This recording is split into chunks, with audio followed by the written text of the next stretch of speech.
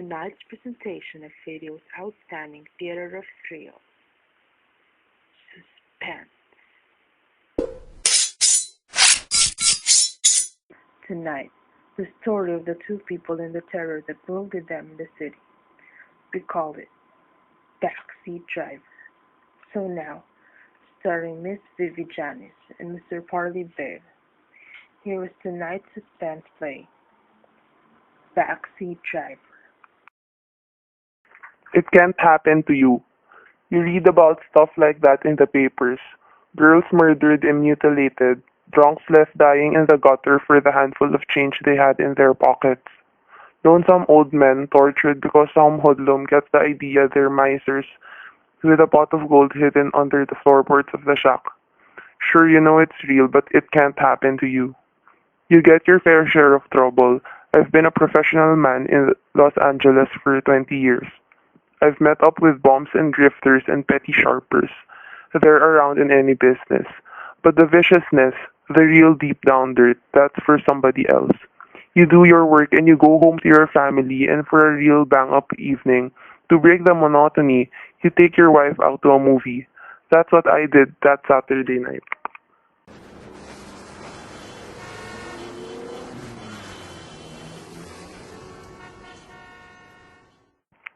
We'd driven all the way in from the San Francisco Valley to Beverly Hills for the picture Ellie specially wanted to see. Wasn't that a good movie, Joe? Mm-hmm.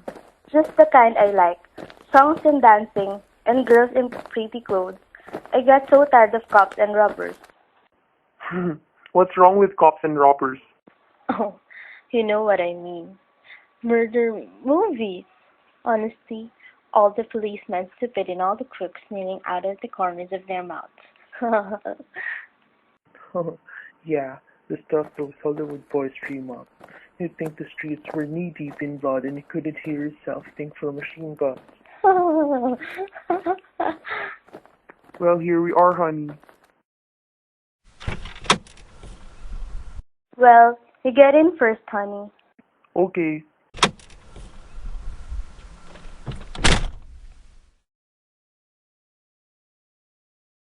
I don't think your door's closed tight, honey.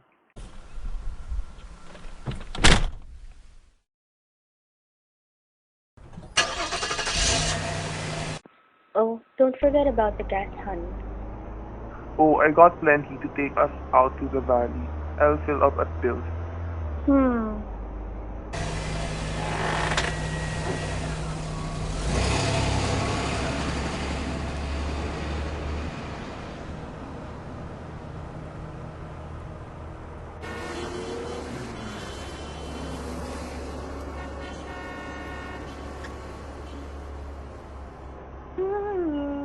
Remember how that song goes, Joe? What song? In the picture, you know, Two on the Moon, the one the boy sang to the girl. Oh, that one. Let's see. Oh heck, I don't know. Oh well, we'll hear it again on the radio. How about turning it on? The radio? Why sure. Set her to KNX. We ought to get some news in a few minutes. I'd like to hear whether they caught the fella. Awful mass murderer?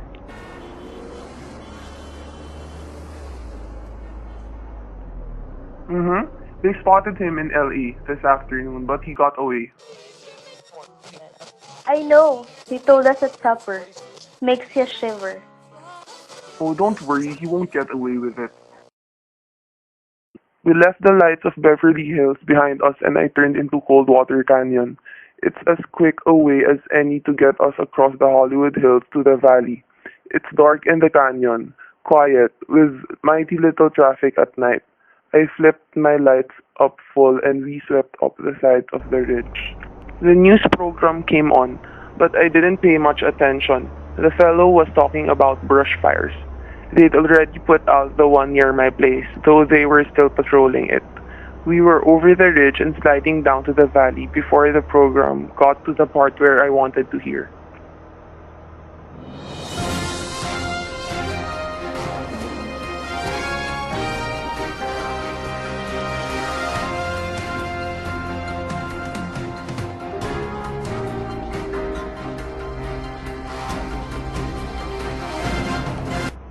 latest news on the New Hampshire murder. Oh, there it is. Yeah, put it up higher, Ellie. 2 weeks ago, Louis Matrick wiped out an entire family in Greeley, New Hampshire. Today, he was spotted 3,000 miles from the scene of his crime. At 5:30 this afternoon, a patrolman saw and definitely identified Matrick in downtown Los Angeles. However, by darting through heavy traffic at the risk of his life, the killer was again able to make his escape. According to the neighbors of the slaughtered family, Matrick first appeared in Greenlee about a year ago. From fingerprints in the Noland home, Louis Matrick has been identified as Lloyd Matthews, ex-convict. He is wanted for questioning in the robbery and murder of a New York storekeeper a year ago, a crime that netted the killer less than $20. Matrick, or Matthews, is 32 years old, height 5 feet 9 inches, weight 150 pounds. He has blue eyes, light brown hair, nose slanted to the left. When seen this afternoon, he was wearing a blue suit and gray pork pie hat. Awful. Just awful. Not pretty, no. Somewhere around LA this minute. Joe, do you think it's right us leaving Annie and Bud all alone while we... Oh, now, Ellen. Annie's grown up, and Bud can take care of himself. You can't trap those kids into cotton wool. I know. I'm silly, I guess. Neighbors close all around. All they have to do is yell. Joe, what would make a young man do a dreadful thing like that? Could be a lot of things. Maybe he's got a screw loose. Maybe he went nuts over a girl. Maybe he gets a kick out of killing, like some of them do. You know all the answers, don't you? Hey, what the? Joe!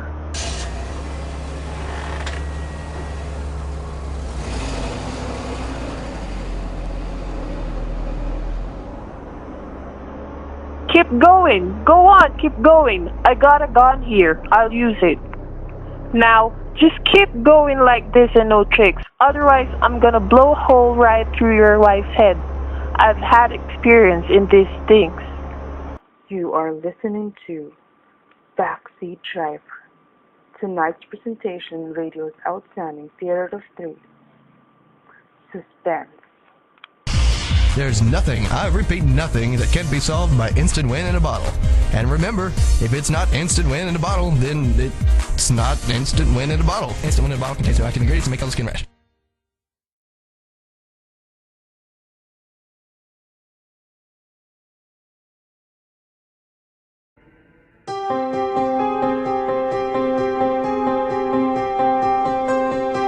And now, we bring back to our Hollywood soundstage Miss Vivi Janis and Mr. Paulie Bear, starring in tonight's production, Backseat Driver, a tale well calculated to keep you in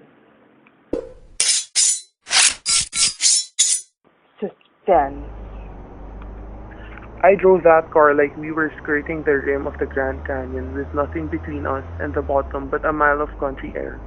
This was it. The thing that happens to other people. To the ones that end up on slabs in the morgue. But not to me. Not to Ellie.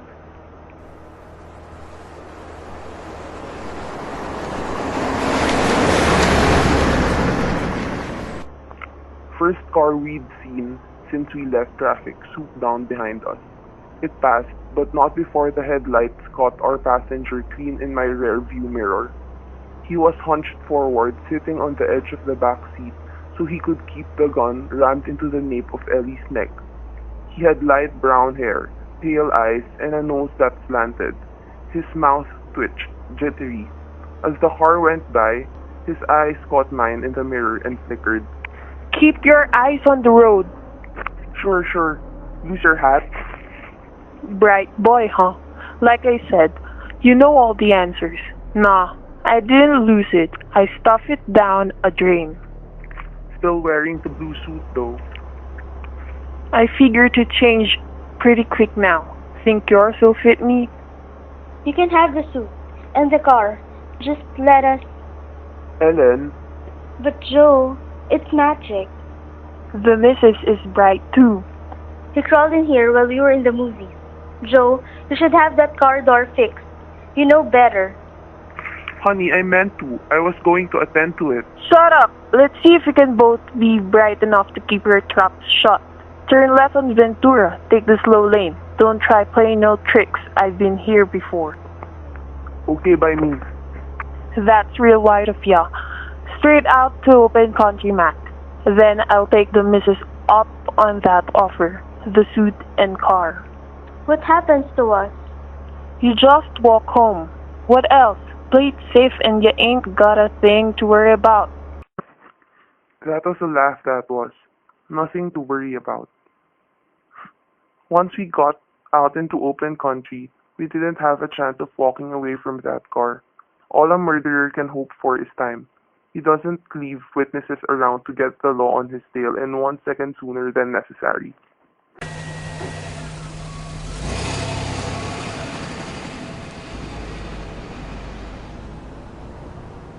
All I could do was stall and pray, and make what feeble gestures I could at Lady Luck. The thing that came into my mind was so risky it brought my hair up on end.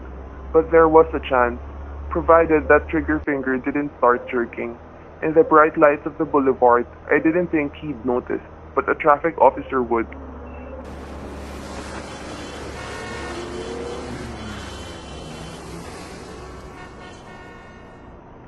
I turned into Ventura and took the far lane, obedient as a whip pop. We must have made 2 or 3 miles before I heard what I was hoping for.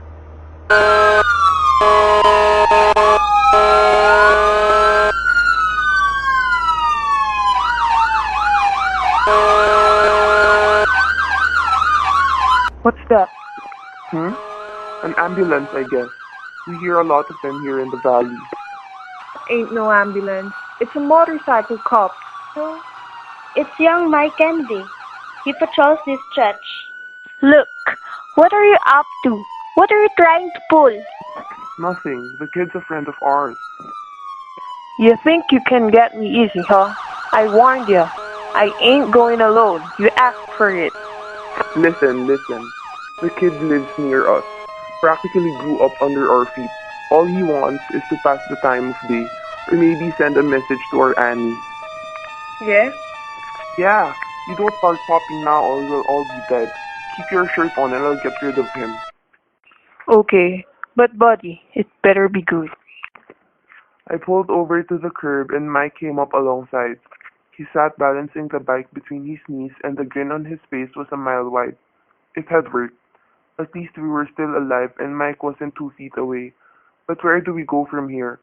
I had to think, but my brain was wet wool and my tongue stuck to the roof of my mouth.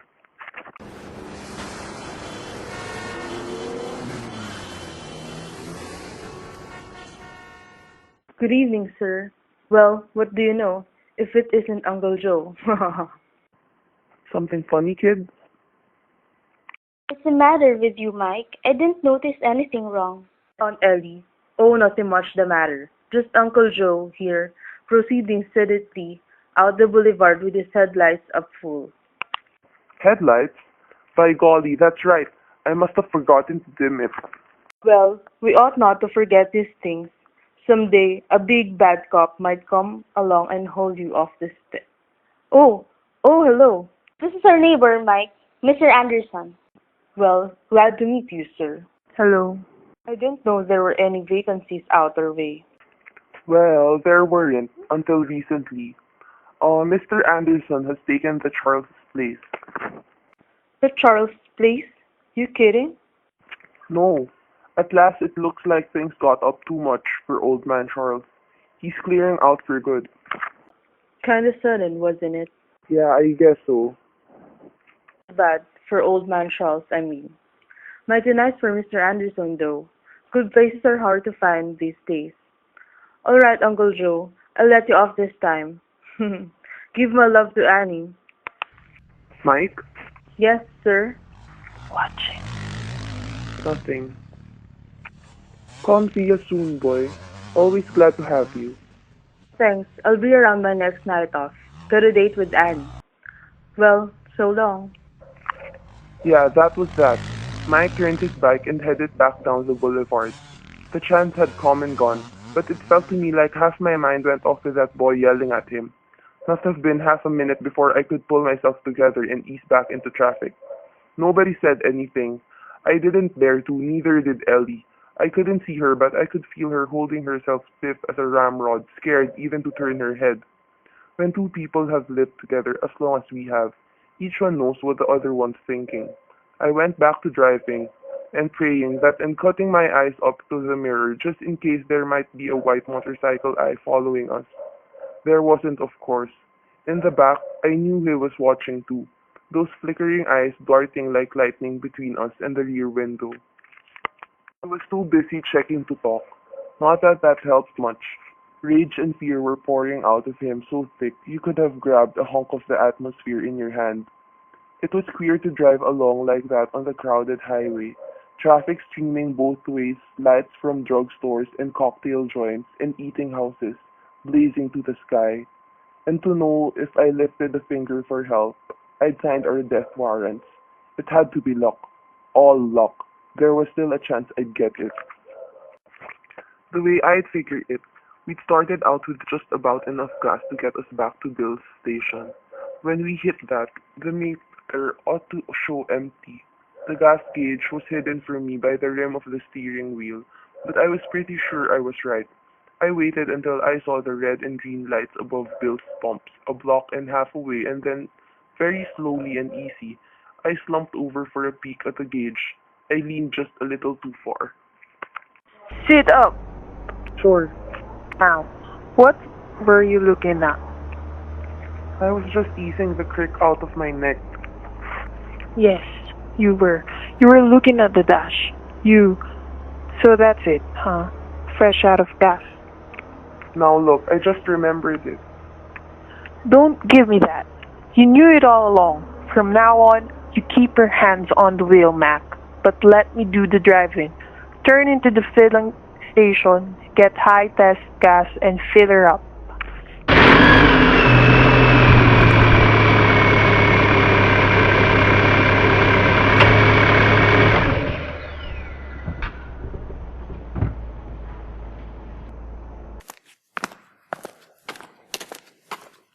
Oh, hi Joe. Evening Ellie. Hi Bill. Evening, Bill. Oh, evening sir. Yeah. Up to the top? Yeah, SL. Yes. Here you've been to the pictures. Yeah. You people know everybody in the whole valley? Well, we've lived here 20 years, back when this was farmland. Of course, you know lots of people. I don't like it. Just get 5 and get out of here. Make it 5, Bill. Okay. Say what's up to Miranda's for supper. Oh, that right? Boy, her chili gets better every time. Didn't see how it can, but it does. She's saving some for you, you know. Said he'd be around after the show.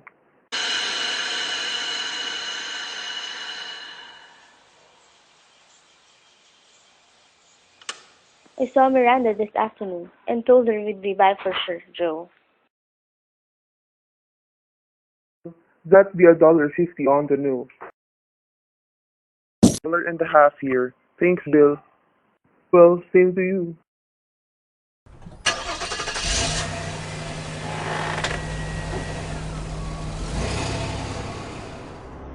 What was all that about? That Miranda stuff? Nothing much. Come on. I've got to ask you everything twice. Miranda runs a drive-in in the roadways. On show nights, we usually drop in for a carton of chili to take home. I just hope she won't call home when we don't show up and get Annie all over. Wait a minute. Drive in, you said? Yeah. And this Miranda could start checking on you? No, I didn't mean that. It's just that She could call your Annie, and between the two of them, they'd have the cops on the lookout for ya before midnight, huh? Oh, you're crazy. Yeah, like a fox. I ain't kept ahead of the buttons all this time by taking chances. We'll just pick up the chilling Mac. You want me to go to Miranda's? Why not? Leave Annie get her beauty sleep. I can cover a lot of ground before tomorrow morning. I ain't eaten so good lately. I could use the food too. And with you and the missus to front for me. What's to worry about? He was right about that. I went back to driving and praying. Miranda's place was one of those goldfish bowls, mostly glass, with light pouring out across the space marked for outside service. She saw us pulling up and grabbed a quart carton off the back and shelf hustled to the door.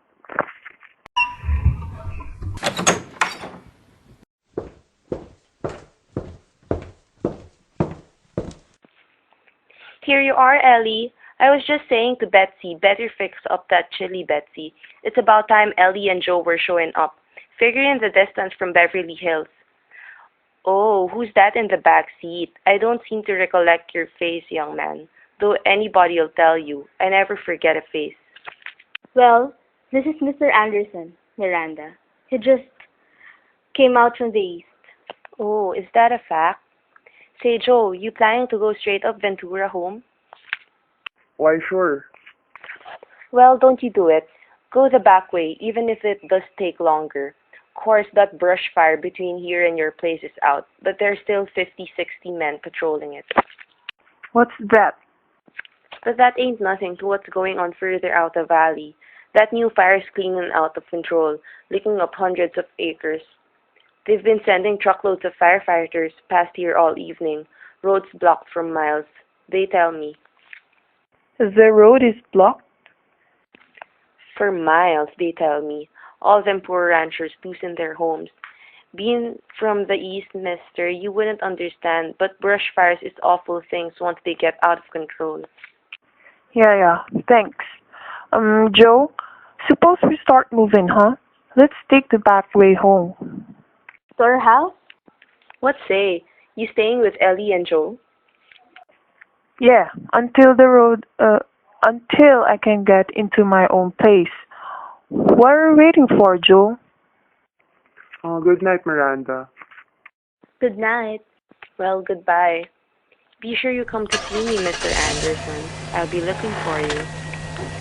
So there it was. We weren't going to the country. We weren't going to be left to rot at the front of the cliff or buried deep in the brush. No, we were going home. Home to the kids. And taking a murderer with us. I still couldn't see Ellie, but I could feel her tensing up, tight as a pulled drawstring. Mr. Matrick, you didn't mean what you said, did you? About coming home with us? Do you know a better place I can hide out until the road's open? Wouldn't be safe. We've got neighbors close all around. If somebody sees you. Nobody's gonna see me. Nobody better. Joe, couldn't we go around the fire? Yeah, we could. That'd be better. We could try. There are other roads through the valley. Now listen, Magic. We'll nose around and find a way through somehow. Cut it out. You heard the old biddy. Hundreds of acres burning. Firefighters, cops. Get off the highway. We're going home. No. I won't have it. Joe, you stop the car right here. Shut up. You heard me, Joe. I won't have it in my house. Not with Annie and Bud. I said, shut up. Ellen. Stop it, I tell you. It doesn't matter about us. It's the kids. I won't let him touch them. One more word out of you, and I'm gonna... Ellen, shut up. Oh, Joe. Now, don't say another thing. I'm sorry, honey, but Magic's the boss. We've got to do like he says. Yeah, that's telling her. Sure you do like I say and everything's gonna be rosy. You got no call to worry about the kids. I like kids, as long as nobody gives me the brush off. We'll wake them up as soon as we get home. You and this Annie can fix up a chili supper for us. We'll have a picnic, and as soon as the fire's out, we'll all take a trip to the country. Another picnic, huh? You keep going. As long as you're breathing, you keep going. Even when it looks like there's no way out, you hang on by your toenails. You poked up and down those Black Valley streets that twist and turn and sometimes wind up in dead ends. Ellie stopped crying after a while. She slumped down with her head rolling on the seat back, limp as a rag doll with the stuffing leaked out. In a second or two, my eyes got used to the dark. I could make out the high hedge Ellie planted around the place and our roof rising up beyond it.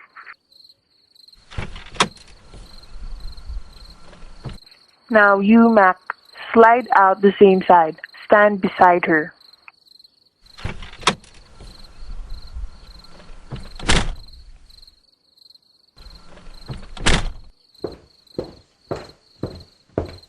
All right. Walk to the door, slow, no funny business. I'm right behind you. Look out, Joe! Get down, Ellie! I'll kill you! I'll kill you!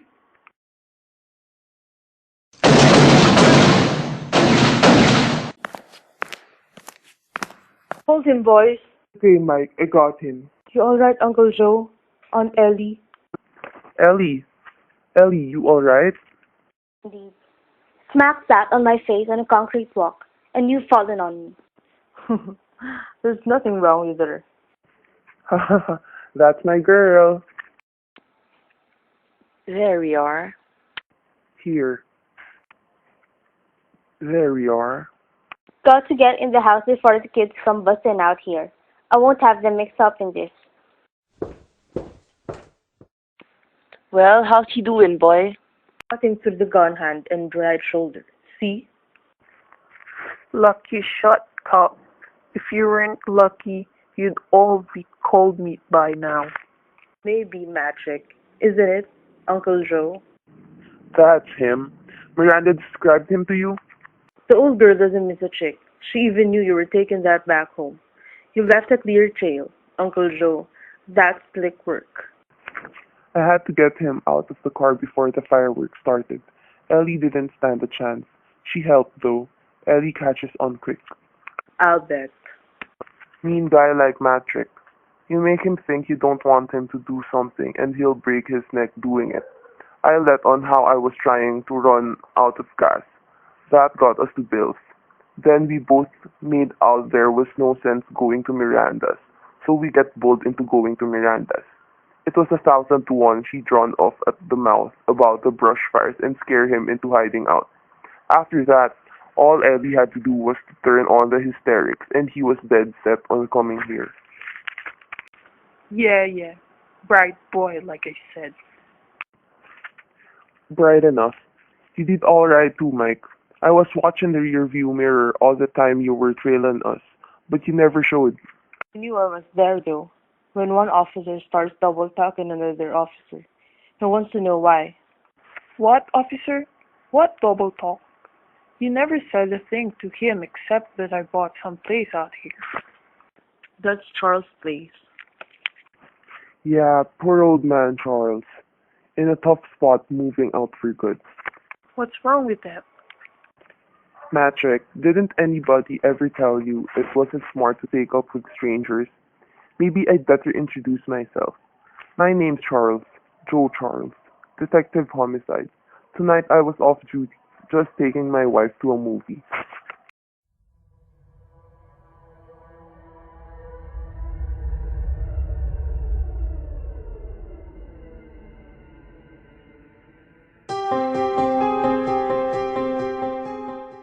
Suspense. In which Mr. Parley Bear and Miss Vivi Janice starred in tonight's presentation of Backseat Driver. Next week, the story of twin identities in crime. It is based upon fact. We call it The Greatest Thief in the World. Then next week on Suspense.